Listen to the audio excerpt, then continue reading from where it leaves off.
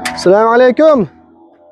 Ukalar, Qirg'izistonga o'zgan shahriga darvozamiz o'rnatdik. Haytaykoson darvozamiz, Nerjevakali variantda Divoyno 2 qavatli darvozamiz.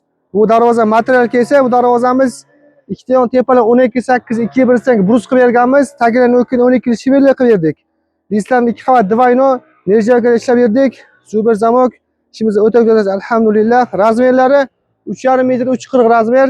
Nerjevakalarni o'ta qo'yib berdik full holatda. İnşallah o'ta go'zal, alhamdulillah. Aytlarni gullab ishlab berganmiz. Bu darvozamiz keyin garajga ishlab berganmiz.